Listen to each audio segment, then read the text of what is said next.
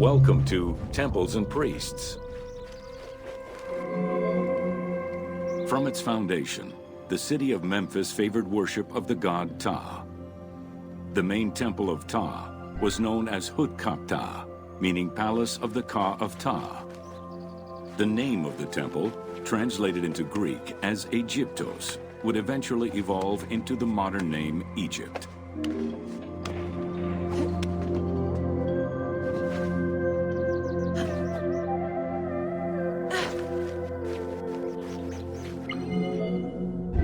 Temples were the center of religious, political, and economic life in ancient Egypt. These sacred places were viewed as the literal home of the gods and goddesses. As such, every aspect of them required care and reverence, all of which was accomplished through elaborate ritual.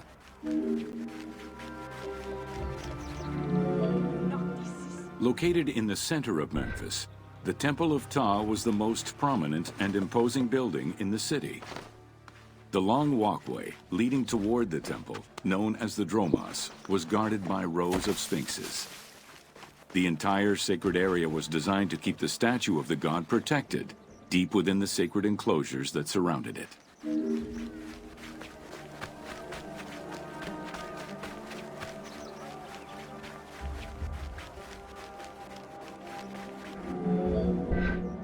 The Dromos opened into a courtyard, with the surrounding portico graced with columns carved to resemble palm trees. During special festivals, the general population was allowed to enter this location, but under no circumstances would they be allowed into the sacred spaces beyond the courtyard.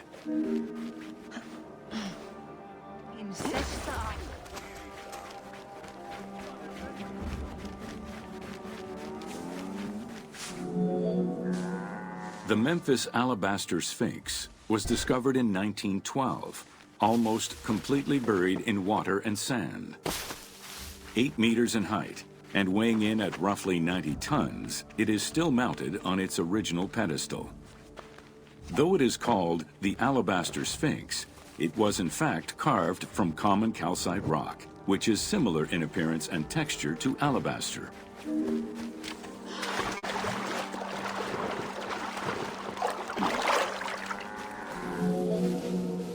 Erosion has destroyed the original engravings, making it difficult to determine when it was created. Egyptologists believe that its facial likeness resembles Amenhotep II, and so it could have been sculpted somewhere between 1700 and 1400 BCE. It is believed that this monument once stood outside of the Temple of Ptah and was integrated into subsequent extensions to the complex. The size of the imposing sculpture reflects the importance it had to the temple during the New Kingdom. This Sphinx is one of the few remaining artifacts from the ruins of Memphis to survive.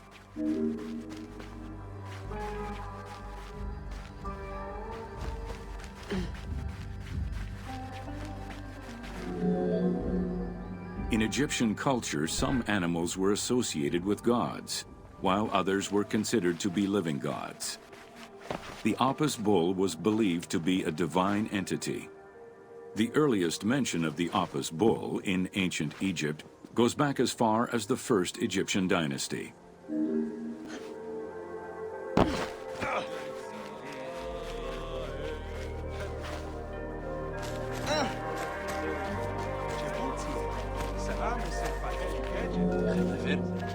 Originally the symbol of fertility, the Apis bull was linked to the god Ra, with the image of the sun carried between its horns. Later it was associated with Osiris, the ruler of the underworld, thus becoming the funerary divinity Osorapis.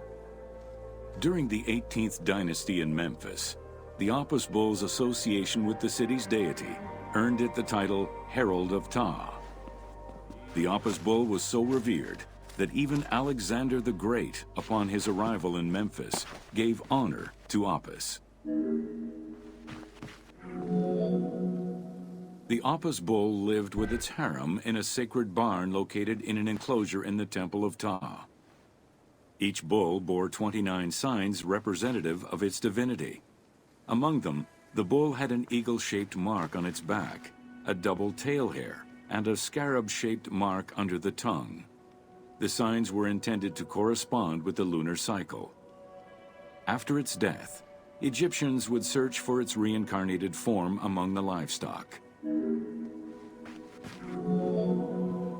Like other living divinities, the mortal incarnation of the Apis bull was prayed to, and when it died, it was given a luxurious funeral, which included mummification. Until the reign of Ramses II, the Apis bulls were buried in individual graves in Saqqara. During the 26th dynasty, the bodies of the bulls were buried in enormous stone vats in the underground corridors of the Serapeum of Memphis.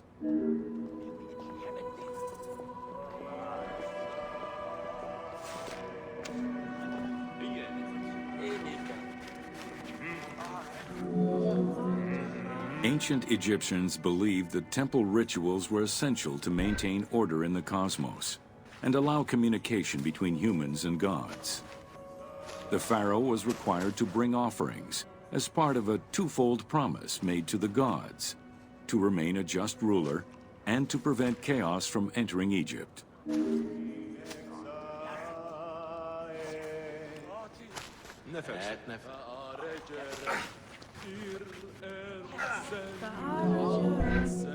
Details of the ceremonies found on temple walls provide a thorough overview of the stages of the daily ritual. Performed 3 times a day to mirror human mealtimes, each step of the highly symbolic ceremony was accompanied by specific recitations, many of which referred to mythical events.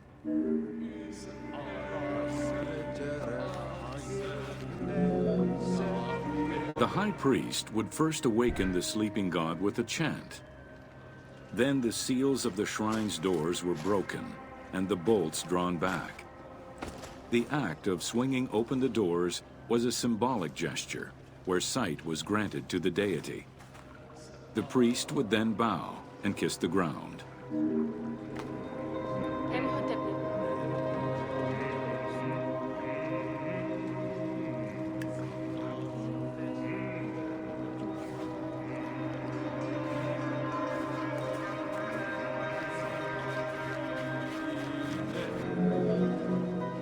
The god was then washed with incense-infused water and its mouth rinsed with mineral salts. The cleansing was followed by adorning the statue with jewels and royal garments. The final ritual required the priest to sweep away any footprints in order to prevent evil from approaching the god.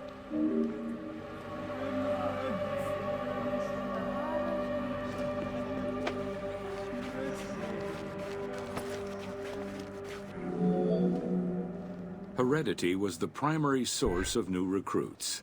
Rarely was an outsider allowed this position. At the top of the temple hierarchy was the high priest. Each temple dedicated to a god had at least one high priest devoted to its care and service. During the Ptolemaic dynasty, one family held the position of high priest in Memphis for almost 300 years. High priest candidates made their way up the ranks of the temple hierarchy. The one chosen to occupy the lofty position of high priest was usually confirmed by the pharaoh. Several of the high priests were also important officials in the government. Families sharing the highest priesthood titles In the 21st dynasty, Thebes became the capital of an almost entirely theocratic government. The city was headed by king priests who spoke and governed in the name of the god Amun, in open opposition to the ruling pharaohs. These king priests caused a massive decentralization of power, known as the Third Intermediate Period.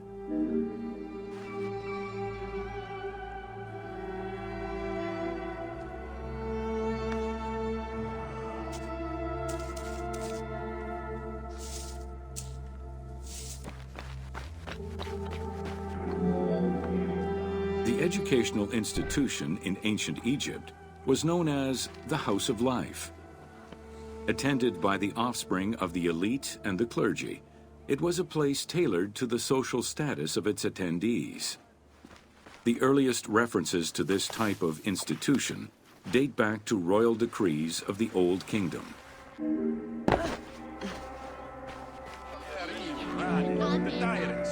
Only 2 known centers have been uncovered, one in the abandoned city of Akhetaten, and one at the temple of Ramses II on the west bank of Thebes. Inscriptions uncovered in those locations mention the names and titles of people who were connected with the House of Life, such as a chief physician and many scribes. It is presumed that by the late kingdom, every temple had a House of Life.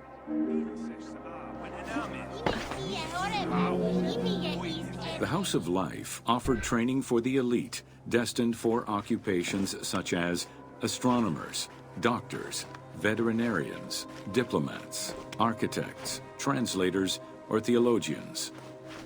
Some institutions focused on specific disciplines, making them a central hub for the country.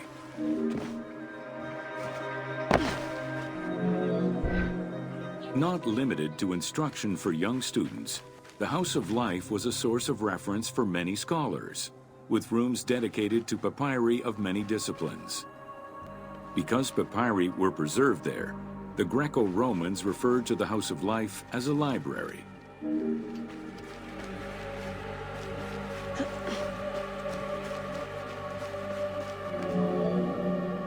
Ancient Egyptian economy was based on an unequal system of redistribution of goods. The state of Egypt collected the crops, and the temples distributed them throughout the provinces. Since the only people capable of counting and ensuring a fair redistribution were the educated scribes, this meant that the temples played a pivotal role in this process.